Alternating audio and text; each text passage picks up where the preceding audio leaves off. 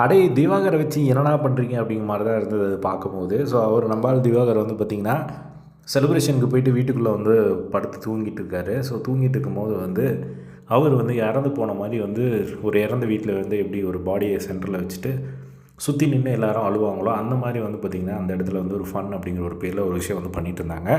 அது எனக்கு பார்க்குறதுக்கு பெருசாக ஃபன்னாக தெரியல. பட் அந்த இடத்துல பயங்கரமாக எல்லாருமே என்ஜாய் பண்ணிவிட்டு அழுதுகிட்டு இருந்தாங்க. ஸோ அவரும் வந்து இவ்வளோ கத்தி அழுகிறாங்களே, சொல்லி அழுகிறாங்களே, அது கூட கேட்காம அவரும் தூங்கிட்டு இருந்தாரா அப்படிங்கிற மாதிரி தான் வந்து நம்மளுக்கு ஒரு டவுட் வருது. அதுக்கப்புறமா அவர் தூங்கிட்டு இருக்காரு. சபரி வந்து ஏதோ வந்து எடுத்து வைக்கிறாரு. அப்பயும் எழ மாட்டேங்கிறாரு. திரும்பவும் வந்து எல்லாருமே அழுகுறாங்க.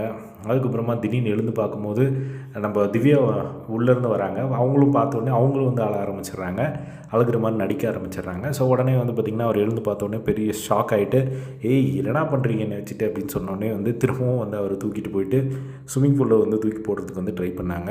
ஸோ இந்த ஒரு விஷயம் எதுக்கு காமிச்சாங்கன்னே அப்படின்னு தெரியல. சாட்டர்டே எபிசோடில் ஃபினாலே வீக்கில் இதுக்கு முன்னாடி இப்படியாடா கண்டென்ட் இல்லை அப்படிங்கிற மாதிரி தான் வந்து இருந்தது. ஏன்னா உண்மையிலே இல்லை. ஸோ முக்கியமான கண்டஸ்டன்ஸ் எல்லாருமே வெளியே போயிட்டாங்க.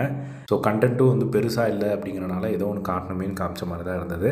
ஸோ எத்தனை பேருக்கு அந்த டெத் காமெடி வந்து சிரிப்பு வந்தது அப்படிங்கிறத கமெண்ட் பாக்ஸில் ஷேர் பண்ணுங்கள். இதே மாதிரி எல்லாம் பிக் பாஸ் அப்படியே தெரிஞ்சுக்க நம்மளோட சேனலை சப்ஸ்கிரைப் பண்ணி சப்போர்ட் பண்ணுங்கள். தேங்க்ஸ் ஃபார் வாட்சிங். பை.